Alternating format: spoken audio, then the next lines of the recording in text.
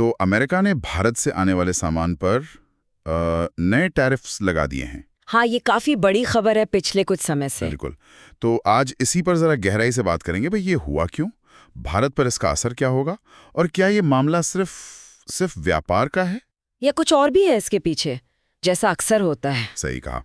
हमारे पास इससे जुड़े कुछ लेख हैं, कुछ विश्लेषण हैं, तो चलिए देखते हैं कि इन स्रोतों में क्या जानकारी मिलती है। बिल्कुल, देखते हैं कि ये टैरिफ आखिर हैं कितने गंभीर, अमेरिका वजह क्या बता रहा है, और सबसे जरूरी भारत के जो अलग अलग सेक्टर्स हैं, कपड़ा, खेती, फार्मा, उन पर जमीनी असर क्या हो रहा है। हाँ, ये जमीनी असर समझना बहुत जरूरी है। तो शुरुआत यहीं से करते हैं।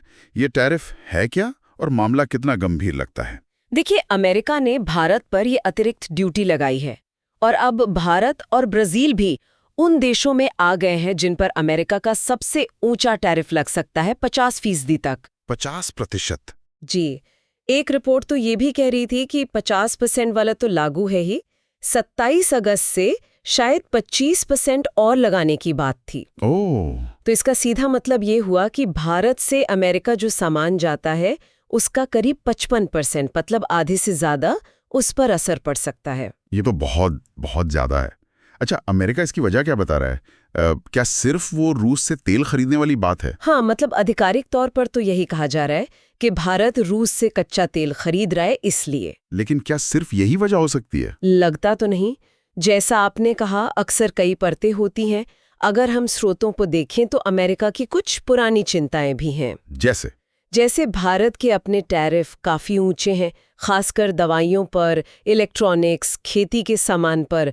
फिर भारत रूस से हथियार खरीदता है। अमेरिका का भारत के साथ व्यापार घाटा भी बढ़ रहा है, करीब 45 अरब डॉलर, और व्यापार पर बातचीत भी रुकी हुई थी। अच्छा, तो ये सब पहले से चल रहा था? हाँ, तो तेल वाला मुद्दा शायद एक तात्कालिक कारण बन गया हो इसे लागू करने का। ये दिलचस्प है।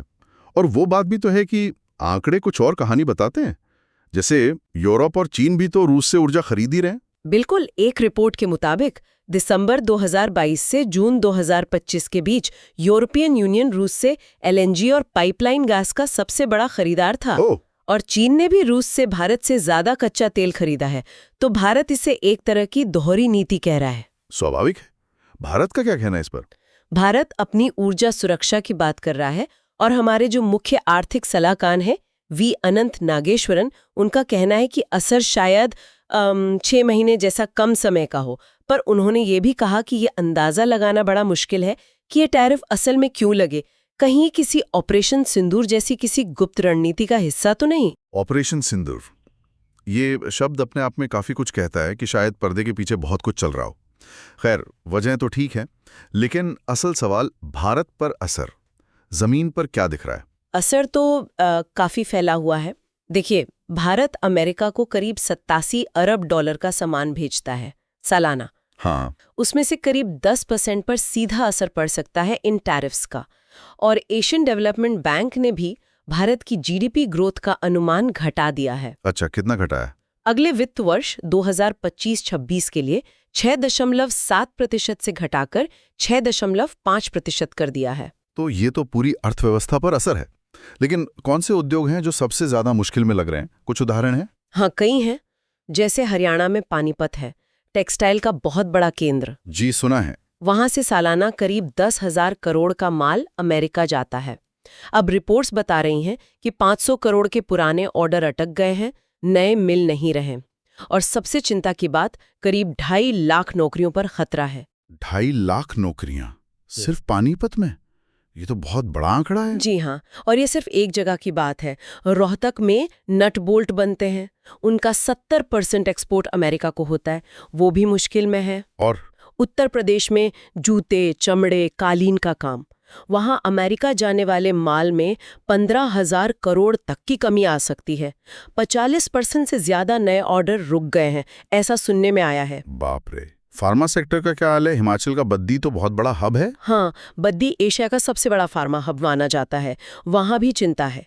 अगर दवाएं भी इन टैरिफ के दायरे में आ गईं, तो करीब 7,000 करोड़ का सालाना निर्यात प्रभावित हो सकता है। कई कंपनियां बंद होने की कगार पर आ सकती हैं। लेकिन चावल वाले शायद उतने चिंतित नहीं हैं, मैंने कहीं पढ़ा था। हाँ, करनाल के चावल निर्यातकों को लगता है कि अमेरिकी बाजार वैसे भी उनके कुल बासमती निर्यात का छोटा हिस्सा है, करीब 4%। तो वो शायद इसकी भरपाई दूसरे बाजारों में कर लेंगे। लेकिन एक और बड़ा असर है, वो है मुकाबला। अब भारत का माल वियतनाम, इंडोनेशिया, जापान जैसे देशों के मुकाबले महंगा हो जाएगा। क्योंकि उन पे टैरिफ कम है। हाँ, जैसे वियतनाम पर शायद 20% ही है। तो इससे भारत की वो जो चीन+1 वाली रणनीति है ना, हाँ, कि कंपनियां चीन के अलावा भारत को भी देखें। बिल्कुल, उस पर असर पड़ सकता है। कंपनियां शायद फिर वियतनाम या कहीं और चली जाएं। ये तो वाकई एक जटिल स्थिति है। तो जाहिर है भारत सरकार कुछ कर रही होगी। जी, क्या कदम उठाए जा रहे हैं? हाँ बिल्कुल, सरकार कई मोर्चों पर काम कर रही है। एक तो कूटनीतिक स्तर पर अमेरिका से बातचीत तेज की गई है। कोशिश है कि कोई संतुलित आपसी फायदे का रास्ता निकले। और आर्थिक मोर्चे पर? आर्थिक मोर्चे पर नए बाजारों की तलाश हो रही है। यूरोपियन यूनियन, खाड़ी देश, FTA देश, पूर्वी एशिया, इनके साथ फ्री ट्रेड एग्रीमेंट पर जोर दिया जा रहा है। रूस के साथ भी ऊनी कपड़ों के लिए रुपए में व्यापारी की संभावना तलाशी जा रही है। अच्छा, रुपए में व्यापार, ये भी एक तरीका है। और देश के अंदर उद्योगों को संभालने के लिए कुछ? हाँ, सरकार जो प्रभावित सेक्टर हैं, खासकर टेक्सटाइल और छोटे मझोले उद्योग MSMEs, उनके लिए करीब 2,250 करोड़ के एक राहत पैकेज पर विचार कर रही है। इसमें क्या होगा? आसान कर्ज, सब्सिडी? हाँ, आसान कर्ज, सब्सिडी, ड्यूटी वापसी, इस तरह के उपाय हो सकते हैं। साथ ही देश में ही उत्पादन को और बेहतर बनाने और ऊर्जा के लिए रूस पर निर्भरता कम करके दूसरे स्रोत जैसे मिडल ईस्ट, अफ्रीका, वहां से लेने पर भी जोर है। ये सब ठीक है, लेकिन इसका भारत और अमेरिका के जो बड़े रिश्ते हैं उन पे क्या असर पड़ रहा है? खासकर जब हम देख रहे हैं कि रक्षा में, तकनीक में, क्वाड जैसे मंचों पर सहयोग बढ़ रहा है। ये एक बहुत बड़ा सवाल है और ये निश्चित रूप से एक चुनौती है। अमेरिका भारत का सबसे बड़ा ट्रेडिंग पार्टनर रहा है। हाँ। तो ये टैरिफ उस रिश्ते में तनाव तो ला ही रहे हैं, भले ही दूसरे क्षेत्रों में सहयोग कितना भी क्यों ना बढ़ रहा हो। ये एक तरह का विरोधाभास है। तो अगर हम सारी बात को समेटें तो सार ये है कि ये अमेरिकी टैरिफ भारत के लिए एक बड़ी आर्थिक और कूटनीतिक चुनौती है और इसका असर उद्योगों से लेकर लाखों नौकरियों तक फैला हुआ है। बिल्कुल, और भारत सरकार इससे निपटने के लिए एक मल्टी प्रोंग स्ट्रैटेजी, मतलब कई दिशाओं में एक साथ कोशिश कर रही है। अमेरिका से बातचीत भी, नए बाजार ढूंढना भी और घरेलू उद्योगों को सहारा देना भी। अब आगे देखना होगा कि ये कोशिशें कितनी कामयाब होती हैं और क्या कोई बीच का रास्ता निकलता है या नहीं। इसका मतलब है कि आने वाले दिनों में, बल्कि महीनों में, वैश्विक व्यापार पर और भारत की कूटनीति पर नजर बनाए रखना बहुत बहुत जरूरी होगा। एकदम सही, और ये हमें सोचने के लिए एक दिलचस्प सवाल भी छोड़ जाता है। क्या?